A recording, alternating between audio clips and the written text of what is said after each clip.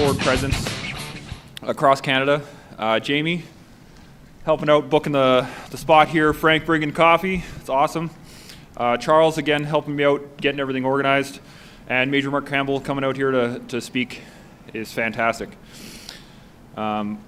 Basically what's going to happen at 11:11, we are going to have a 11-minute moment of silence. There's going to be a while, so we'll just keep it to a dull roar instead of actually being silent for 11 minutes.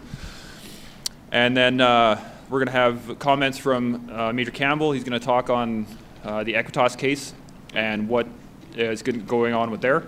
Then I'm going to speak, and then I'm going to open up the mic to anybody that wants to discuss their interactions with Veterans Affairs Canada and make sure that everyone hears the voice that's happening. And then we're going to close down just before 11 o'clock, or correction, just before 1 o'clock. And I have a little statement that I have for closing, and then we'll all head home after that. Any questions on that? No? All right. Well, we got about 30 seconds here, and then we'll go quiet. And if anybody wants to speak, just when I ask, come on up the steps and hang off to the side here, and then we'll go through everybody that wants to have a say. All right, so 11 minutes starting now. Combined reserve and regular force service in the name of Canada. In 2008, I was on my second tour of duty in Afghanistan when I was blown up on the 2nd of June during a dismounted patrol mentoring the Afghan National Army in combat operations, sort of on-the-job training. I'm not going to get into my story. The fact of the matter is I lost my legs, and it wasn't until I was in my hospital bed that I came to the realization that under the new Veterans Charter passed on the 1st of April 2006, I and everyone else who was being injured in the Afghan war after that date had been financially stiffed by the government of Canada.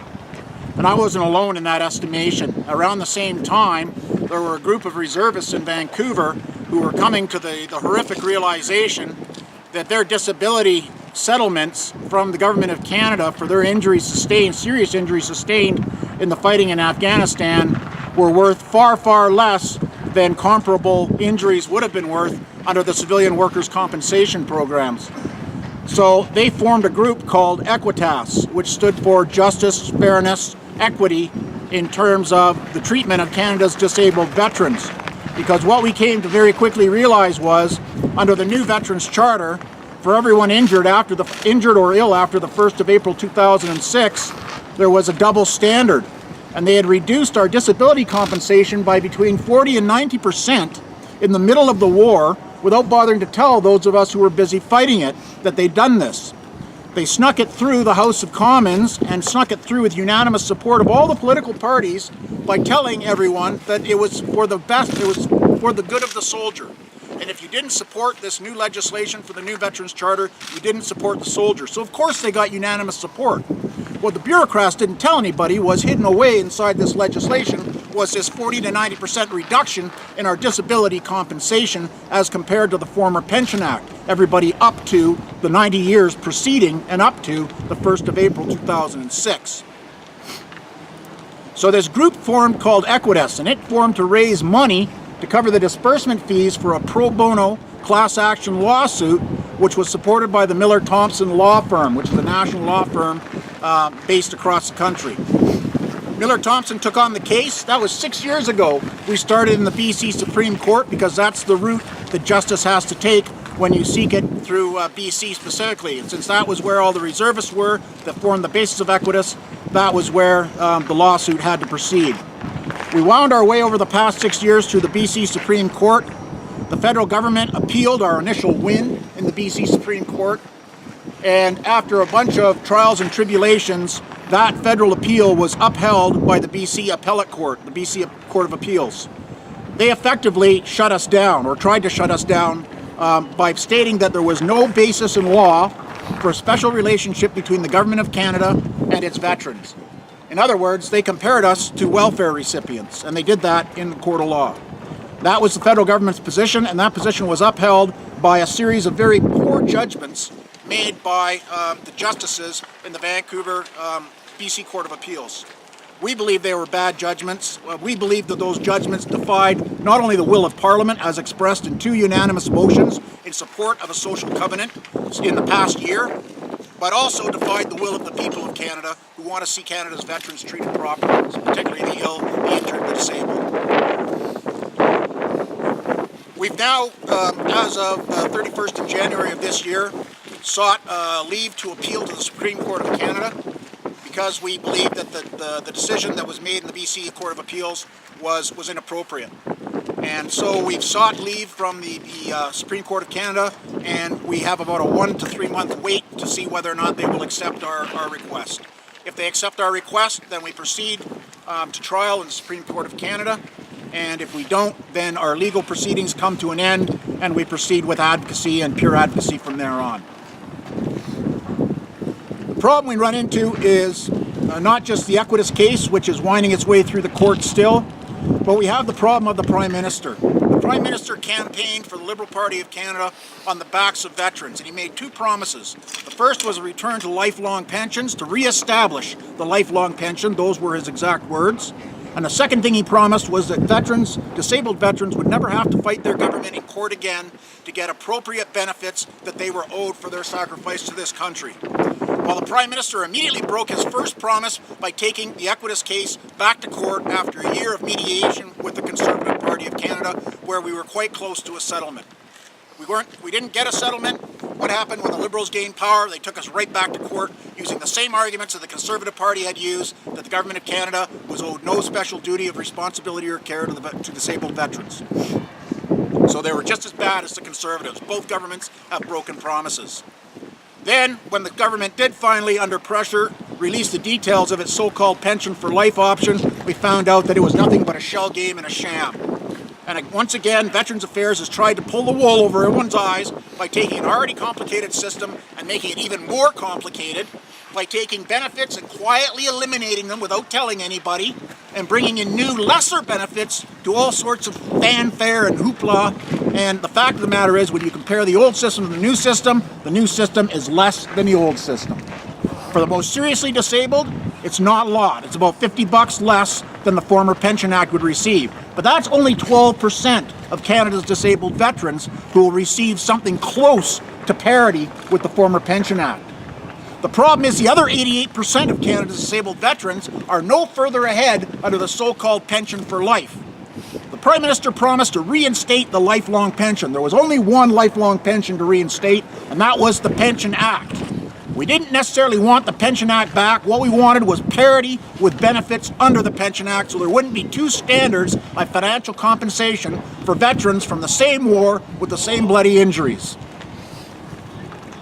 At the end of the day, the Prime Minister misled us. He either didn't understand the sacred obligation and what it meant when he uttered those words, or worse, he understood what the sacred obligation was and ignored it anyhow and effectively lied to us again by producing a pension for life plan that does not meet the needs of Canada's veterans. 88% of Canada's disabled veterans are left out in the cold by the new pension for life plan. And in fact, when it comes into full effect in 18 months from now, on the 1st of April 2019, it will create yet another lesser standard of financial compensation for new injured and ill veterans moving forward at that time.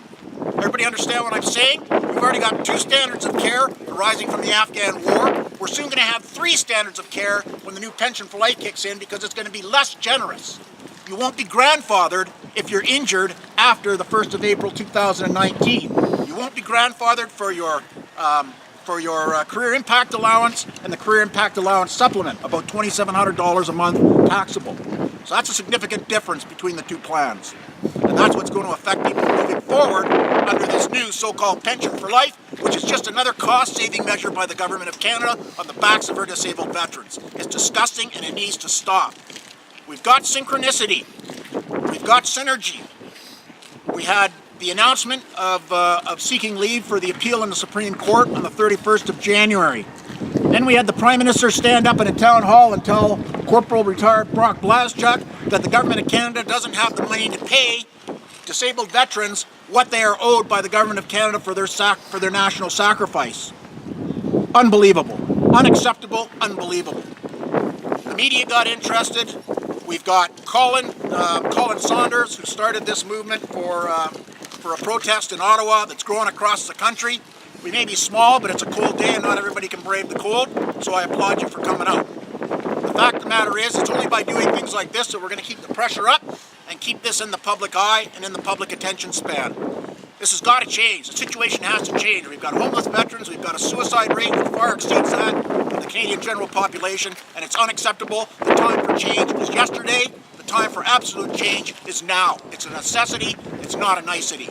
And Prime Minister, you need to get on with it. Do your job, exhibit some leadership, and do the right thing. That means that any government that sends its troops to go fight a war should take care of those people when they come home. We got a lot of vets out here. It's great to see y'all. Every single person here is maybe not damaged, but changed from their military experience.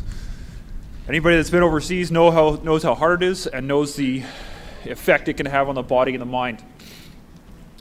And what we really need, as the Major pointed out, parity, equality. We're a nation developed on equality. We are all the same. There should be no second class. There should not be a separate level of pension. There should not be a separate level of compensation. We want equality. That is what we're here for. In the combat arms, we have a rule, 3-to-1. You never assault a position unless you have 3-to-1 odds. We need that. Every single person here is a force multiplier. Every single person here can get 2 or 3 people to email the Prime Minister and say, this is wrong. This should not happen. That's how our system works. We need people to stand up and say, this is wrong. And we need to be one voice. I understand there are a lot of people, we all have our issues, we all have problems, and we all want different things. But the one thing we can all agree on, as soldiers, as veterans, we have each other's back. No matter what, no matter who, we are one. When we go into combat, you don't think about the guys beside you going, well, that guy stole my mucklucks that one time on exercise. No, it doesn't matter. He's in the uniform, you watch his back. Just like we need to do here. We need to maintain the pressure, as the Major said. We need to maintain public presence, and we need to make sure that everybody still knows that we're here and we're not going anywhere. So before I turn the mic over to anybody else who wants to speak, I'm going to just quickly talk about my experience with Veterans Affairs, because that's what I want to get at here today. I've actually had a very positive experience with Veterans Affairs. When I released, I was put on multiple programs right off the bat. I got my medication taken care of. I've had schooling paid for. I'm currently in school now. But what bothers me about that is that I have friends in the East, out in Ontario and out in Nova Scotia and all of the other provinces that are having constant battles. Constant battles. I have a friend of mine, it's taken him 10 years to get an MRI on his back to determine whether or not, when he got blown up in Afghanistan, that's what caused his back problems. 10 years of fighting for an MRI. I have friends who are still fighting to get the proper medications, to get off of a prescription so that they can get on something better, to get to see the right doctors. The OSI clinic here in Edmonton did not help me at all. I had to seek out my own trauma specialist.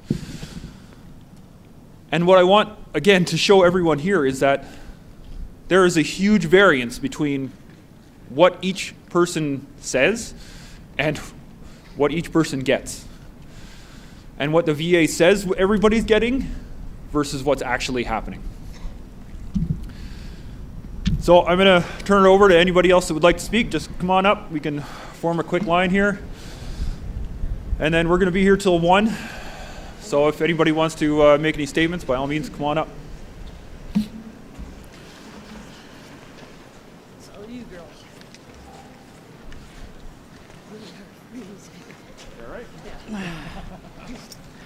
Good day.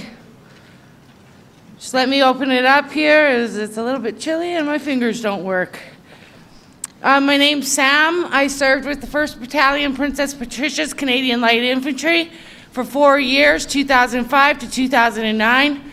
I went overseas in 2008 in Afghanistan with the Provincial Reconstruction Team. I have something I'd like to say today. There's being kind, and then there's being foolish.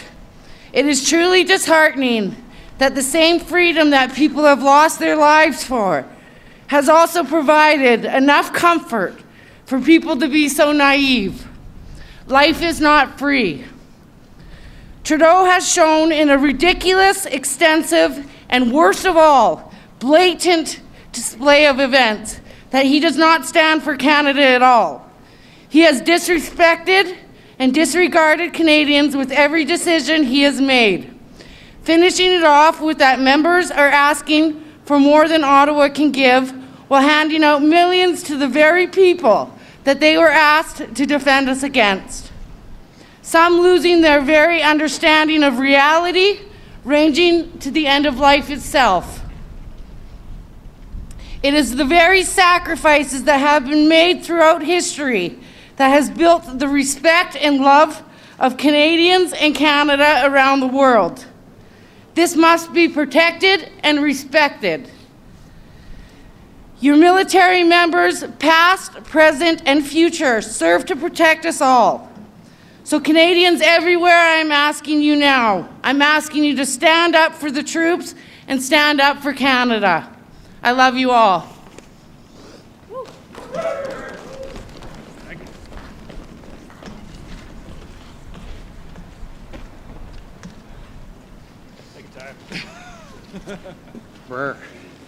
For those of you that don't know me, my name is Charles Isaacs. I was a combat engineer from mid-80s until the 3rd of August 2001. I'd say that Veterans Affairs has done well by me, but the reality of it is Veterans Affairs never gave me anything that I didn't research myself and call them and find out if I was entitled to it. Half the time the person I was speaking to didn't know whether or not I would fall into the program. They would have to check into it. Now, there was a time where the turnaround was fairly quick. Right now they're working on last July. So if a person finds themselves nearly homeless at this point in time, sometime next February they may receive assistance that they're entitled to. This is an entitlement. There's insurance that people paid into and insurance that people paid with their body or their mental facilities. It's ridiculous. The people of Canada shouldn't stand for this. There's no reason in the world why I gave my mental health and some of my physical capabilities believing that I would be looked after. If my boss said, get up with that sprained ankle, that broken bone, I've seen people walk 40 kilometers on a broken leg because they felt that was what was required of them because their boss asked them to do it. And they did it believing that the Canadian government and the Canadian people would look out for them. And now they find themselves, so there are some people that are homeless, but everyone is waiting for over a year to have their file looked at. It's really quite ridiculous. They're hoping to put it off until they can lower the amount of money somebody receives or whatever it is they're doing, but waiting for the government to process your file for over a year is ridiculous. And I wonder how many people in the general public would put up with that if they went to apply for something that they're entitled to or that they paid for and they're told that they're going to have to wait a year. It's really quite ridiculous. Thank you very much. Thanks, George.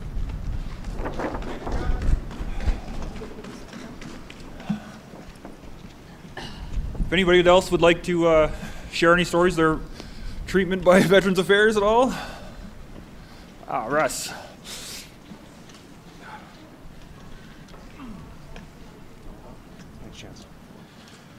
Good afternoon. I'm not a great public speaker. I was a soldier, so didn't require public speaking. Most people here know me. I'm a retired Sergeant Russ McBride. I spent almost 22 years in the Army. I gave you my youth. I gave the government, the people of Canada, my youth. I gave them my physical health. I gave them my mental health. I served overseas with a good vast number of people that were here. I was also on Task Force 108 when Major Campbell lost his legs. I was there with Chance Burles. We were same troop. All we're asking for is exactly what we've been promised. Why is that so hard to understand? Why is it falling on deaf ears? How many more people have to go homeless? This is aptly named. We're out in the cold. I watched a lot of my friends after we got home in 2008 struggle with addiction, family problems, and culminating in suicide. I lost some of my best friends to their own hands. If anybody can tell me that that's justified, I'm more than willing to listen, but I bet you can't. I know you can't. We've been given promises time and time again that we'd be looked after. That's all we're asking for. I don't think that's too much. And I think that the public has played lip service with us long enough, saying you support the troops. Well, in the military, we give our word to each other. You're expected to keep it. I tell you I will be there for you. I will be there for you. If you really do support the Canadian Forces and its veterans, put your money where your mouth is. Show us that you do. Help us. Thank you. Thank you, Russ. You're Russ.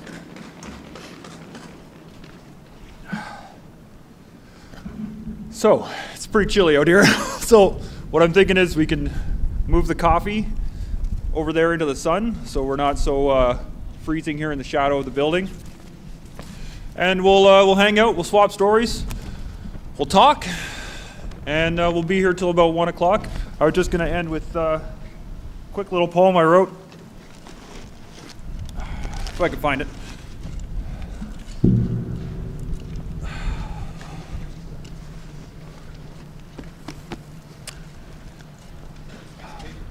Oh, yeah, that's it right there. Thank you.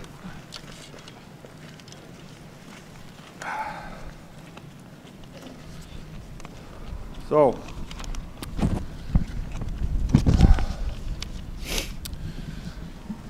from the fields of Flanders to the sands of Kandahar, the dead no longer sleep. We have failed them as a nation in the one thing they asked. We broke faith and let slip the torch they passed. A failed spirit corrupted the hand and doused the flame, lest we forget. I guess they asked for too much as well. Thank you for all coming out. Let's go get some coffee and warm up. See you both.